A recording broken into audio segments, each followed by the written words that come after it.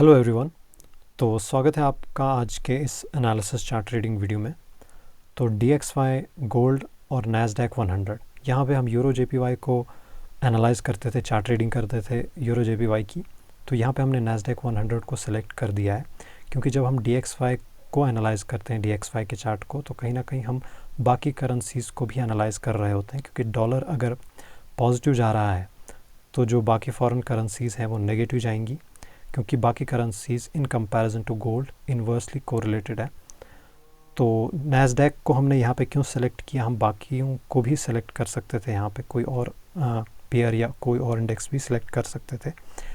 क्योंकि जो नैस्डैक 100 है इसमें सेम एग्जैक्टली कभी कभी गोल्ड की तरह, जिस तरह गोल्ड हमें एक बहुत ही स्ट्रॉन्ग वॉलेटाइल मोमेंटम देता है, बिल्कुल एग्जैक्टली उसी तरह जो नैस्डैक 100 है वो भी हमें स्ट्रॉन्ग मोमेंटम किसी एक डायरेक्शन में दे देता है। और इसका जो प्राइस एक्शन है वो बहुत ज़्यादा क्लियर होता है as compare to other indices. और ख़ास तौर पर जो इसमें वॉल्यूम आता है वो न्यूयॉर्क में आता है, जो 7 बजे के करीब NYSE ओपन होता है, न्यूयॉर्क स्टॉक एक्सचेंज, 7 बजे के करीब इंडियन स्टैंडर्ड टाइम के अकॉर्डिंगली। उसमें जो है वो सबसे ज़्यादा इसमें वॉल्यूम आता है, तो वहाँ पे अच्छी ट्रेड्स बन सकती हैं और लंदन जोन में भी बन सकती हैं। लेकिन ख़ास तौर पर इसमें जो सबसे अच्छा मोमेंटम होता है वो न्यूयॉर्क जोन में होता है। तो आज के दिन की अगर बात करें, बाय द वे उससे पहले हम वीकली की तरफ देख लेते हैं। इसका जो वीकली कैंडल है वो एक इंडिसीजन टाइप कैंडल क्लोज़ हुआ है, तो आने वाला प्राइस जो है वो अनप्रिडिक्टेबल है। जैसे कि कैंडल भी बता रही है इंडिसीजन, तो आने वाला प्राइस भी जो है वो इंडिसीजन होगा। तो इसके बाद डेली में भी मोमेंटम स्लो डाउन है। बाय द वे आवरली पे जो प्राइस एक्शन है या 30 मिनट पे प्राइस एक्शन जो है नैस्डैक 100 का, तो आज exactly in London kill zone market ने एक फेयर वैल्यू गैप क्रिएट की और एग्जैक्टली उसी फेयर वैल्यू गैप पे टैप करके मार्केट ने एक स्ट्रॉन्ग एक्सपेंशन डाउन साइड को दिखाई और दूसरी बार भी इसी कैंडल को दूसरी बार भी इसी फेयर वैल्यू गैप को रेस्पेक्ट किया मार्केट ने। और एट द एंड जो ये दो इक्वल लोज मार्केट ने क्रिएट किए थे, इनकी लिक्विडिटी को ग्रैब करके मार्केट दोबारा से एक अपसाइड का मोमेंटम दिखा रहा है। लेकिन अगर आप छोटे टाइम फ्रेम पे देखें तो ये जो एग्जैक्टली ये दो जगह हैं फेयर वैल्यू गैप की, तो अगर यहाँ से हम कोई भी ट्रेड बनाते तो 1:1 या 1:2 का अच्छा रिस्क टू रिवॉर्ड मिलता, सेम एग्जैक्टली ओवर हियर। तो इसके बाद अगर हम गोल्ड की तरफ देखते हैं तो गोल्ड में जो डेली कैंडल है, लगभग पिछली कैंडल तो इंडिसीजन टाइप की थी जैसे कि हमने डिस्कस किया था, लेकिन आज की कैंडल ने थोड़ा मोमेंटम दिखाया अच्छा। लेकिन अगर ये कैंडल कहीं इन लेवल्स के ऊपर, जो ये दो कैंडल्स यहाँ पे हैं, इनकी बॉडी के अबव क्लोज होती है तो एक्सपेक्ट कर सकते हैं अपसाइड का मोमेंटम। और अगर इंडिसीजन टाइप ही कैंडल क्लोज हुई तो आगे का फिर से प्राइस एक्शन का अंदाज़ा लगाना फिर से मुश्किल हो जाएगा।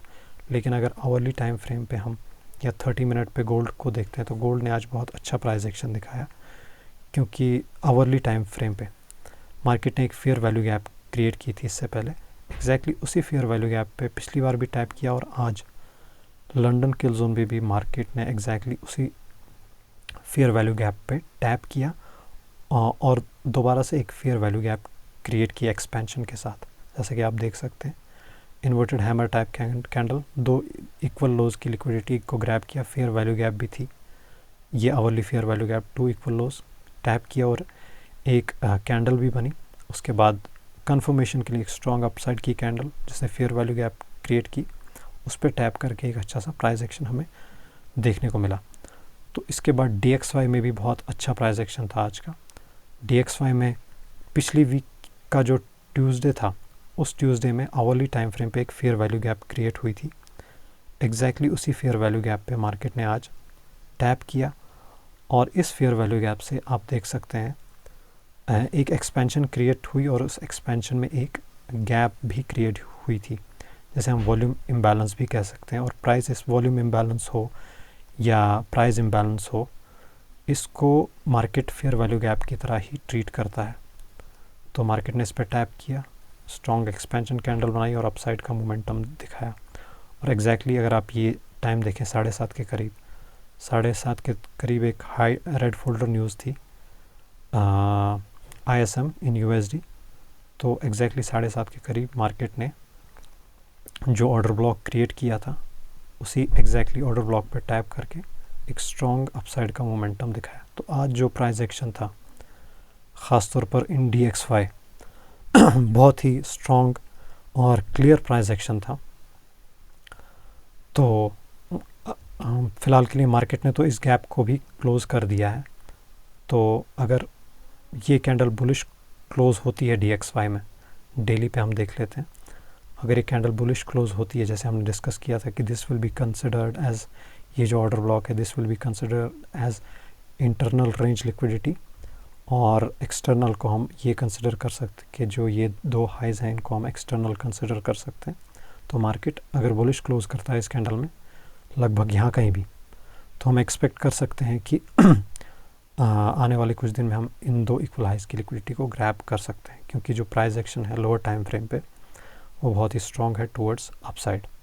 तो इसके बाद अगले दिन यानी कल का जो दिन है ट्यूसडे को यूरो में 2:30 बजे के करीब स्ट्रॉन्ग फंडामेंटल न्यूज़ है रेड फोल्डर कोर CPI, और उसके बाद 7:30 में USD डॉलर में न्यूज़ है रेड फोल्डर न्यूज़। तो इस आधे घंटे को आप अवॉइड कीजिए।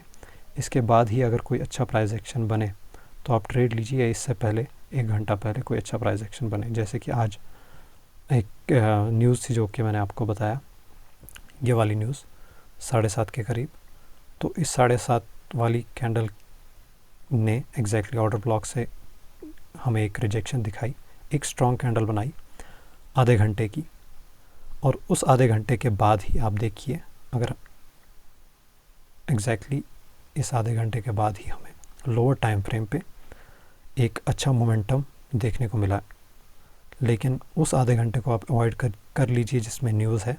अगर ज़्यादा वॉलेटाइल न्यूज़ है तो अवॉइड कीजिए, लेकिन अगर थोड़ी बहुत उतनी स्ट्रॉन्ग न्यूज़ नहीं है, ख़ासतौर पर जो बड़ी न्यूज़ होती हैं लगभग यही होती हैं, CPI होती है, PPI होती है, और FOMC होती है, NFP होती है, तो इनको आप अवॉइड कीजिए इन टाइम्स को। तो आई होप कि आज के वीडियो से आप कुछ ना कुछ सीखने को मिला।